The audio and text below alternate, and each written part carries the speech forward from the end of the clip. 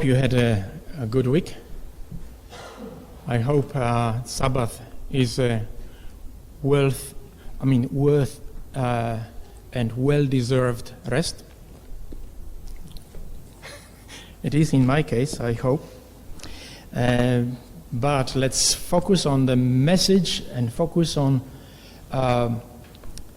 what we can learn today from the Word of God. You know, we had a good session in the Sabbath school, and we could summarize it in this way. We were dealing with 5 kings who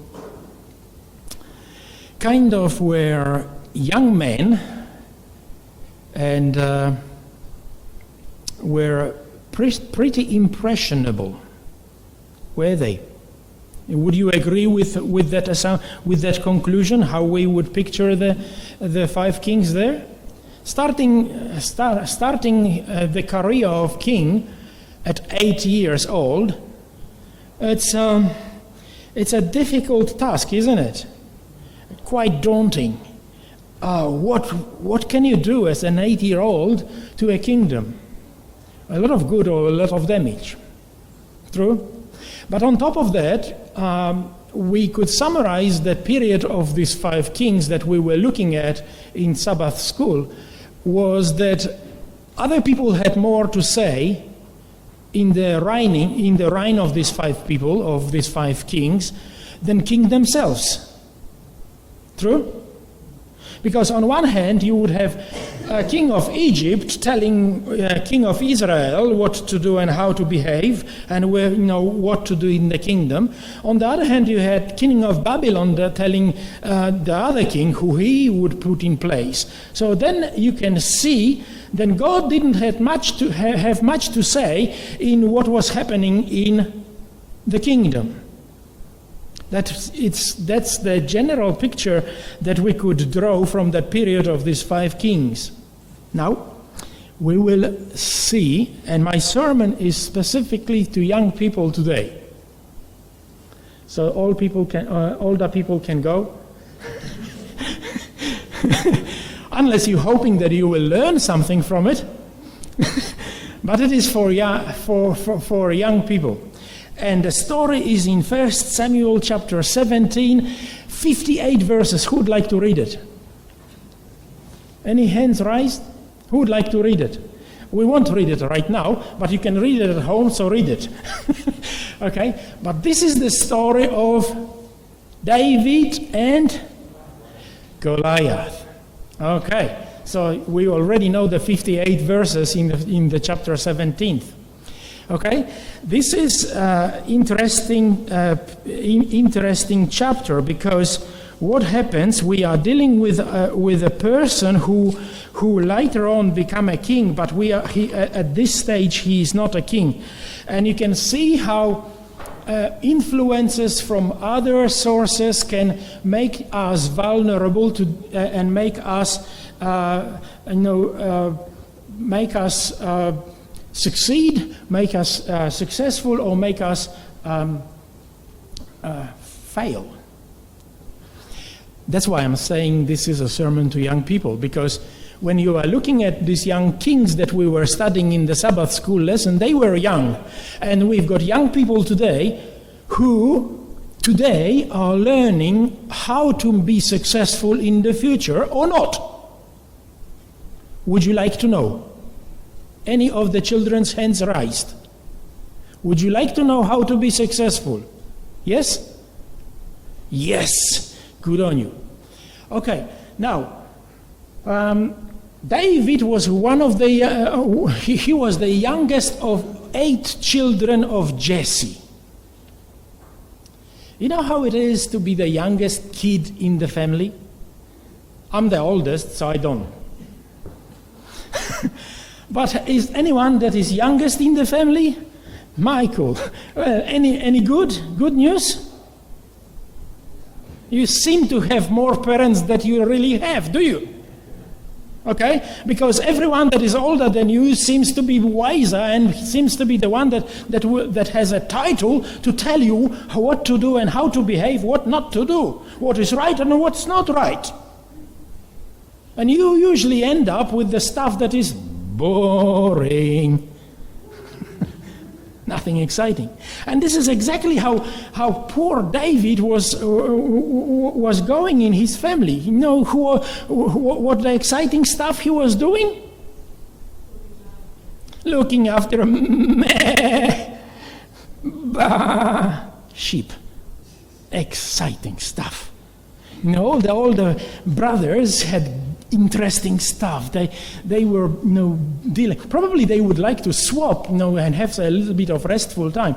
But, he had to go water, grass, milking, water, grass, milking, water, grass, milking. So intellectually stimulating. And all the music that he would hear is nothing compared to what we can hear on iPod. It was bah, bah. But Father asked him to do it. And he was a good kid because he was obeying Father. Now I'm saying that Father knew that if David will be faithful in little jobs, then he will be also faithful in the bigger jobs. And he has learned to see that Father is increasingly giving him more responsibility and more importance or more jobs. One day, Father called him. And he remembered that one day Father called him and there was a prophet that poured oil on his head. So this time, as he was, looking after the sheep and doing the so-called important stuff or non-important stuff, really, he was called by his father. When his day was going like this. He would he would take the sheep into the grass. After that, he would take them to the water. In the evening, he would milk the sheep of course, with the keepers. Now, he wouldn't be doing it on his own. You know how do you milk sheep? Any? From behind. Okay? Interesting stuff. You have to make sure that you don't end up with droppings in the milk. That's another stuff. But that he was still doing good. But after he had done all these duties, he would use he would fill in the boredom time with interesting stuff. He was practicing his sling shooting. How do you like that? Any of you young people likes sling? Do you know what sling is? Look at you. Don't break any windows. Yeah. He would have these rocks, turn, and bang. And actually he had 3 of them.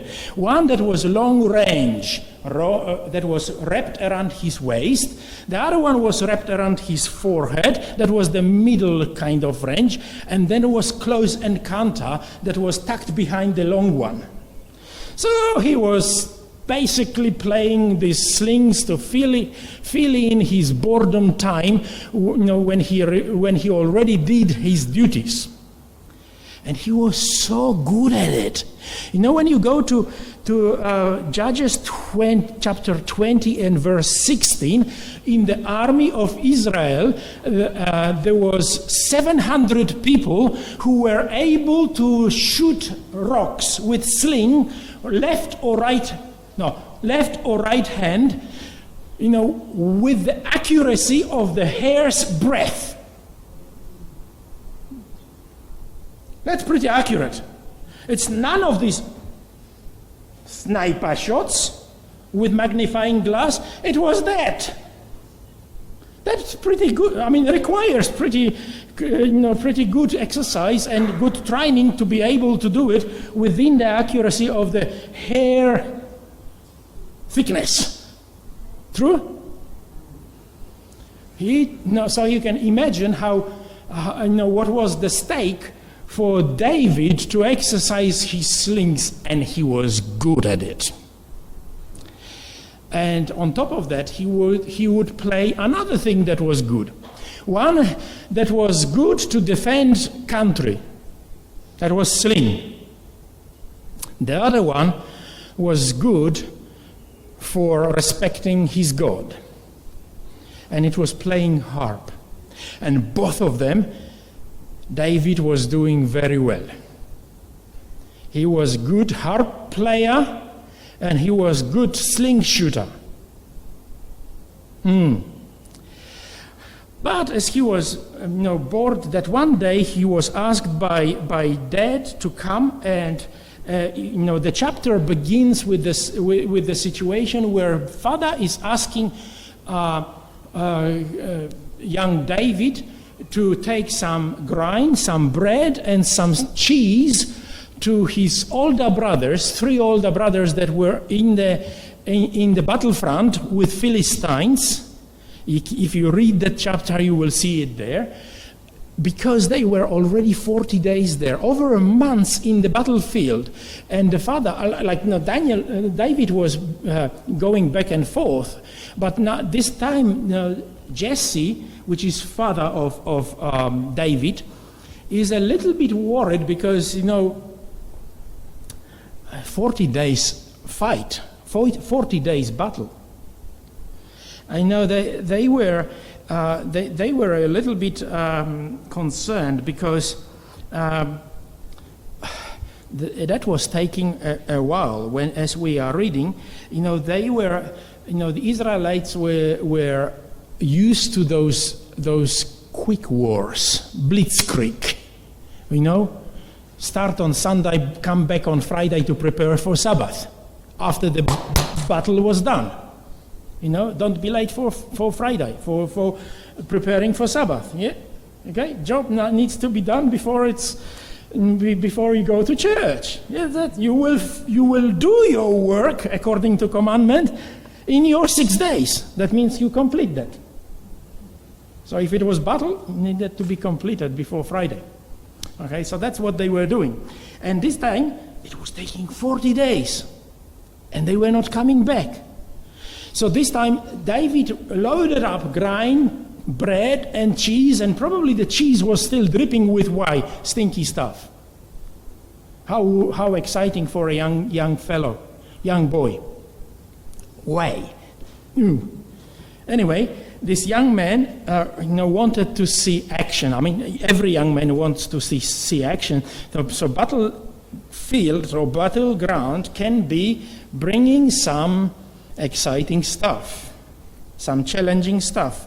And when he comes to the battle, he is hoping that there will be some action. Yes, you read it. And he comes around, and everyone seems to be kind of relaxed. Nothing happens. There is no battle. And he is making inquiries, trying to find out what's going on, asking questions. What are you doing here? Are you holidaying here or what? And Eliab, the oldest brother, is a bit annoyed with David, and he's basically complaining. So he goes away and talks to other people, other soldiers, and finds out that as he's finding out about the whole situation, these Philistines comes from the other slope of the mountain into the valley and yelling, Israel, send someone. Well, what is he doing? He was inquiring. Well, this man wants actually a match to be sent to him so he can fight, and the decision is that whoever wins, that whole country becomes servants to the winners. That's what. So is that? Do I hear it correct? That the one who will win, who will defeat the Goliath, will be rewarded by the king? And what's the reward?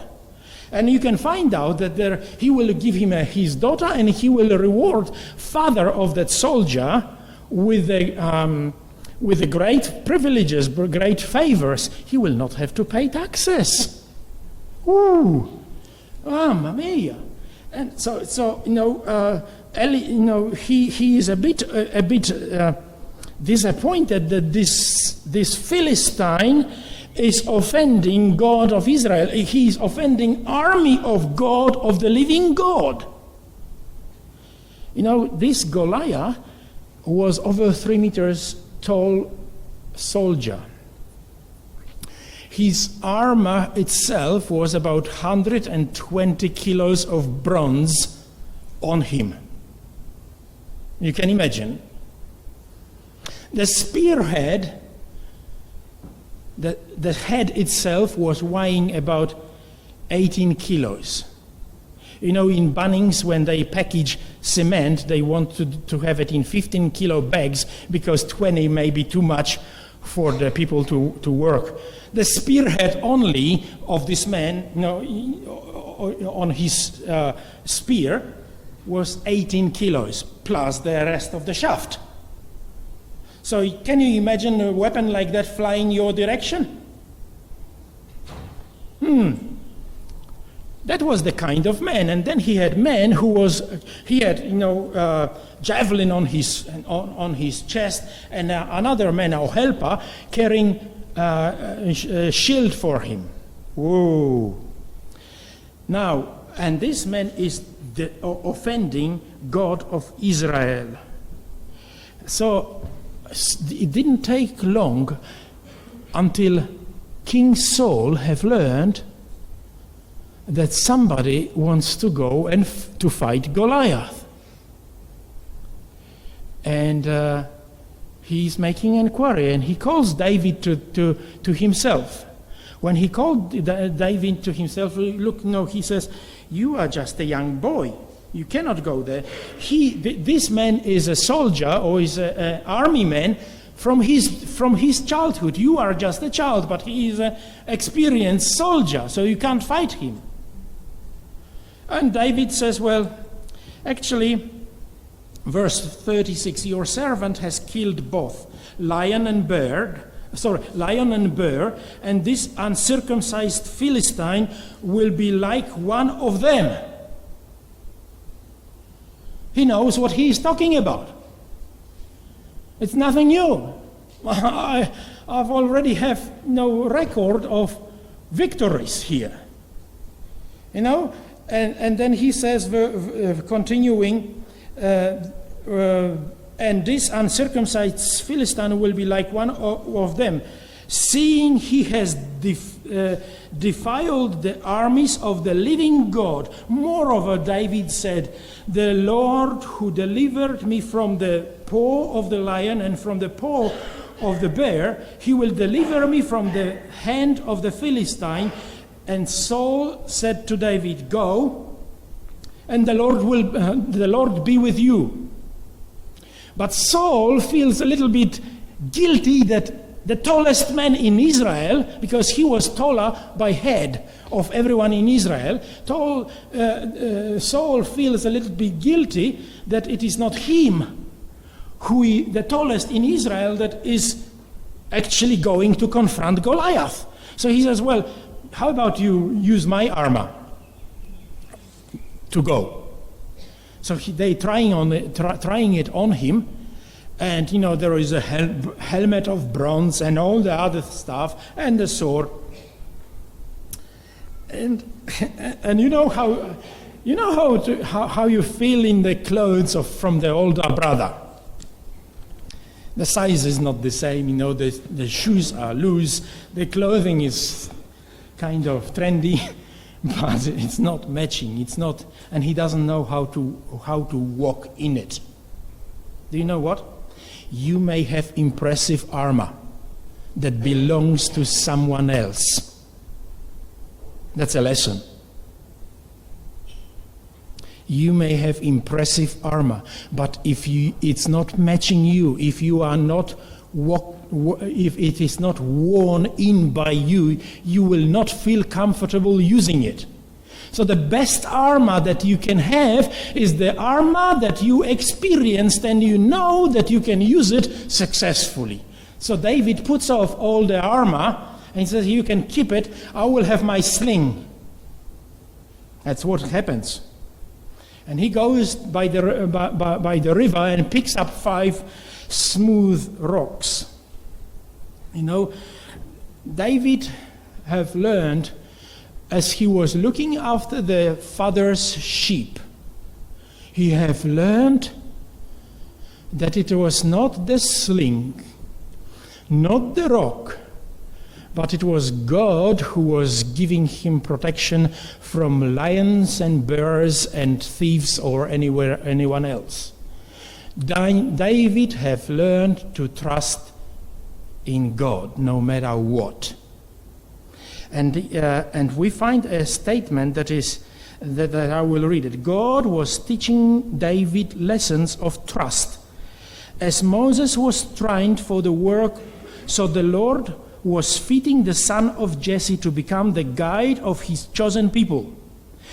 In his watch care for his flocks, he was gaining an appreciation of the care that the great shepherd has for the sheep of his pastures, for you and me. That's the lesson in these unimpressionable jobs David was learning. Milking sheep, feeding them, taking them to the water. The jobs that were boring. The jobs that were demanded by his father, or that he would ask his father, who was elderly, by the way. At these jobs, God was training David to look after bigger things. The lonely hills and the wild ravines where David wandered with his flocks were the lurking places of the beasts of prey. Not infrequently, the lion from the thickets by the Jordan, or the bear from the fair among the hills came, fierce with hunger, to attack the flocks. According to the custom of his time, David was armed only with the sling and shepherd's staff. Yet he early gave proof to his strength and courage in protecting his charge, the sheep that he was in charge of. And now before the king Saul, he is telling, God was able to defend me, God was able to protect me from the lion and from the bear and anything else. This is what I'm going to meet. This is with what I'm going to meet Goliath. And he goes by the river, picks up 5 smooth stones. If you were Goliath, what kind of stone would you pick up? Big ones. to inflict as much damage as you can. True? I was thinking the roughest, the spikes on every corner, that when it goes in, it would do a lot of damage. Huh? David picks up a smooth rocks, for he had learned that the ones that were polished, the ones that were smoothed and they've got certain definite shape, they are flying fastest through the air. You know, God has a polishing process in your life and in my life. And you are flying successful when you go through the process of polishing. And sometimes it may be hurting. But some of these spikes, some of this roughness has to be taken away. And that can be a painful process before we are successful. You know, the polishing process for David was the work for the father. The elderly, maybe he could, David could probably look at father and say, well, man, you are from different era. Do you sometimes hear that? You don't know what you're talking about. Do you hear sometimes stuff like that? Well, in your generation, that's what people were doing, but this is different times. No, David was obediently following the instructions or requests of his father. That was his polishing process. That was preparing him for humble, successful service. He was not concerned with self. He was concerned that the job would be done well to the satisfaction of the one who gave him the job. He was not concerned what his brothers will think about him. He was responsible to his father, not to his brothers. So he didn't have any uneasiness that he will not impress brothers. He was there for the service of the Father. And he was serving above all to God. And you know what? When he have heard that Goliath defying the armies of God, something stirred up inside him. For David, it was not an easy thing to offend God. You know, sometimes we hear when people are offending God, and we explain it to ourselves, well, different culture and that and the other, and we sort of let it go. How much the honor of God is dear to us. For David, it was not an easy thing, and it required somebody to stand up and confront the situation. He was not taking it easy. And when he comes, we read with these 5 stones, he comes and suddenly Goliath is noticing him. And he is offended. He is offended. Goliath is offended because, you know, David is young boy, and Goliath is expecting an experienced soldier. And he is enraged because, now, what did you do? Did you send me a child? So the where is it? Verse 42. And when the Philistine looked about and saw David, it disdained him, for he was only a youth, ruddy and good looking. So he was girlish, kind of on the face, you know, smooth and, you know, healthy. So the Philistine said to David, "Am I a dog that you came to me with sticks?" And the Philistine cursed David by the gods. And the Philistine said to David, "Come to me, and I will give your flesh to the birds of air and to the beasts of the field." He is enraged. And David returns the favor. And he says, "Well, you have come with spear and armor," in the following texts, "but I am coming in the name of God whom you have offended. And I will give your body to the birds. And all this congregation will know that not the sword, not the armor, but the battle is the Lord's." And then guess what happens then? He picks up that rock, and he hurls at Goliath. You know, Goliath was offering to Israel a compromise or a bargain. He says, "Well, let's not go into this bloodshed. You send one, we will send one, and we will fight, and whoever, without much cost, we will sort out the issue.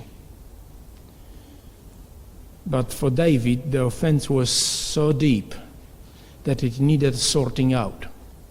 And he knows, he have learned by experience, he tested that the battle is God's. It's not the sword, it's not the sling, it's not the rock, it's not what you are depending on. It's the God that you are depending on. So he is confident and confident in that. And there are, when we are thinking this, he is going for total victory, no bargaining, no compromise. It'll be sorted out. And sometimes we feel like we've got weaknesses in our camp. We've got things that are not well. We are not prepared for the battle, and we compromise with the kings of the outside. Do we? We go for partial solutions instead of going faithful to God and totally standing up for God.